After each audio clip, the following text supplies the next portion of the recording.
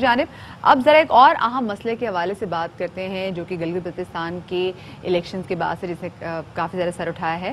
وزیر اعظم عمران خان نے اپوزیشن جماعتوں کو انتخابی اصلاحات کی دعوت دے دی ہے۔ وہ کہتے ہیں کہ سینٹ الیکشن میں شو آف ہینڈ کے لیے پارلیمنٹ میں آئینی ترمیم کا بل پیش کریں گے کیونکہ سینٹ کے انتخابات آگے آنے والے ہیں اور 2/3 اکثریت نہ ہونے کے باعث دیگر جماعتوں کی حمایت درکار ہے۔ اور قوم سے خطاب میں وزیر عمران خان نے کہا کہ چاہتا ہوں کہ اگلا الیکشن بشمول آزاد کشمیر اور سینٹ الیکشن ایسا ہو کہ ہارنے والا اپنی شکست کو تسلیم کرے۔ اس کے لیے انتخابی اصلاحات درکار ہیں اور وزیر اعظم کا کہنا تھا کہ سینٹ الیکشن میں خفیہ بیلٹنگ میں پیسہ چلتا ہے اور ووٹوں کی خرید و فروخت ہوتی ہے، اس کو اصطلاح میں ہارس ٹریڈنگ کہتے ہیں۔ اسے روکنے کے لیے جناب سب کے سامنے شو آف ہینڈ کے ذریعے ہاتھ کھڑا کر کے ووٹنگ کی جائے گی اور اس عمل میں کرپشن کا خاتمہ ہو سکے گا۔ کیا کہنا تھا عمران خان صاحب کا؟ خود سن لیجیے۔ جو سینٹ کا الیکشن ہوتا ہے اس میں اب کانسٹیٹیوشنل امینڈمنٹ رکھنے لگے ہیں پارلیمنٹ میں، اس کے اندر ہم یہ چاہتے ہیں کہ شو آف ہینڈز ہو، کہ جو بھی بجائے یہ کہ سیکرٹ بیلٹ ہو جس کے اندر ہمیں پتہ ہے کہ پچھلے 30 سال سے خاص طور پہ چھوٹے صوبوں کے اندر پیسہ چلتا ہے، ایم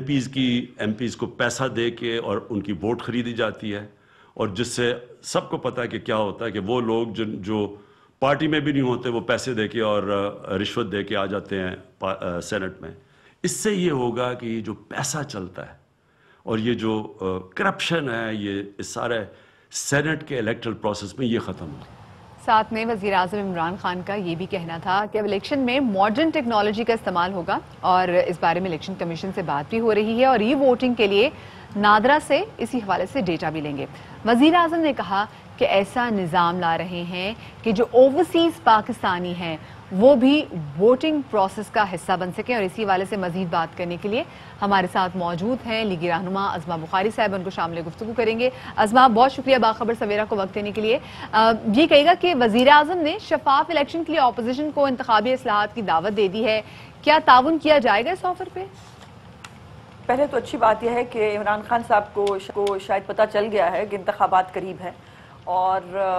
اسی لیے انتخابی اصلاحات کی جو ہے وہ بات کی جا رہی ہے۔ انتخابی اصلاحات ہونی چاہیے، ہم نے بھی اپنے دور حکومت میں ہوئی تھی اور بہت ساری کی تھی جس کے اندر آر ٹی ایس بھی شامل تھا، عورتوں کے ووٹ کے حوالے سے بھی تجاویز موجود تھیں، اور لیکن اس میں افسوس کی بات یہ ہے کہ جو ہماری تکلیف ہے اور جو ہماری کنسرنز ہیں کہ تمام سسٹم کو جو ہے وہ ڈومینیٹ کر لیتے ہیں کچھ لوگ، اور وہ سسٹم جو ہے وہ کسی کے ماتحت ہو جاتے ہیں، اور اس کے بعد پھر وہ ہوتا ہے جو سکرپٹڈ ہوتا ہے اور جو لکھا جاتا ہے۔ سو یہ نہیں ہونا چاہیے اور یہ ہاؤس میں آئے گی، یہ اس کے اوپر تمام پولیٹیکل پارٹیز جو ہیں وہ بیٹھیں گی اور اپنا انپٹ دیں گی۔ لیکن ایک بات ابھی تک کی جو حکومت کی تمام تر جو حرکتوں کے بعد ہم اس نتیجے پہ پہنچے ہیں کہ ان کے ساتھ اب کسی چیز پہ بات نہیں ہو سکتی۔ کشمیر کے ایشو پہ ہم ان کے ساتھ بیٹھے، گلگت بلتستان پہ بیٹھے، فیٹف پہ بیٹھے، لیکن اس کا رزلٹ آپ نے یہ دیکھا کہ ہمیں کیا ملا۔ سو میں ابھی نہیں کہہ سکتی کہ اس کے اوپر جو ہے وہ آگے کیسے بڑھا جائے گا۔ اچھا، سینٹ الیکشن وزیر اعظم عمران خان صاحب نے کہا جی کہ کرپشن روکنے کے لیے وہ شو آف ہینڈز کی بات کرنا چاہیں گے، تو مسلم لیگ نون کا کیا موقف ہے؟ وہ یہ سیکرٹ بیلٹنگ کے حق میں ہے؟ جی بالکل حق میں ہے، بلکہ اس سے زیادہ تو ہم سے زیادہ تو کسی نے اس کو بھگتا نہیں ہے نا، لیکن اس سے پہلے ایک شرط ہے اور وہ شرط یہ ہے کہ عمران خان صاحب جو ہیں وہ پہلے اعتراف جرم کریں اور ہمیں بتائیں کہ پنجاب میں جب سینٹ کے الیکشن ہوا تو سرور صاحب جو ہیں وہ کیسے 46 ووٹ لے گئے جب ان کے پاس صرف جو ہے وہ 33 ووٹ تھے۔ اس کے بعد جو چیئرمین سینٹ کے عدم اعتماد کی ووٹنگ تھی اس کے اوپر ہمارے 64 لوگ جو ہے وہ باہر کھڑے ہوئے جب ووٹ ڈالنے کے لیے گئے، اور وہاں پر جو مداخلت تھی اور کس طرح سے سینیٹرز جو ہیں ان کو پریشان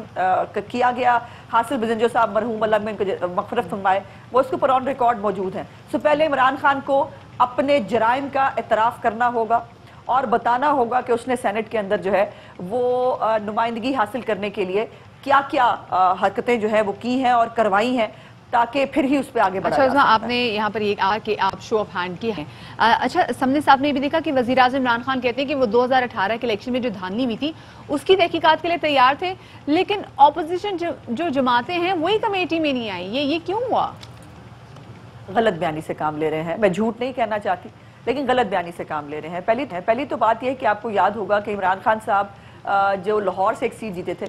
سعد رفیق صاحب اس کے خلاف کورٹ میں گئے, اور آپ کو یاد ہے کہ پہلی تقریر میں انہوں نے کہا تھا کہ جو ہے وہ جو حلقہ چاہے کھلوا لیں. جب ہم نے جا کے سپریم کورٹ میں کہا کہ حلقہ کھول دیں, تو بابر اعوان صاحب جو اس وقت ان کے وکیل تھے, انہوں نے کہا کہ انہوں نے سیاسی بیان دیا تھا, ایسا کوئی ان کا ارادہ نہیں ہے. اور ٹی او آرز جو ہیں وہی حکومت نہیں بنا سکی جو کمیٹی کے اوپر, اور اس کے اوپر آگے نہیں بڑھا گیا. اور صرف پولنگ ڈے کی بات نہیں ہے, 2018 کے الیکشن جو ہے اس سے 2.5 سال پہلے پری پول ریگنگ شروع ہو گئی تھی. جس طرح سے نواز شریف صاحب کو ہٹایا گیا, پھر جو جنوبی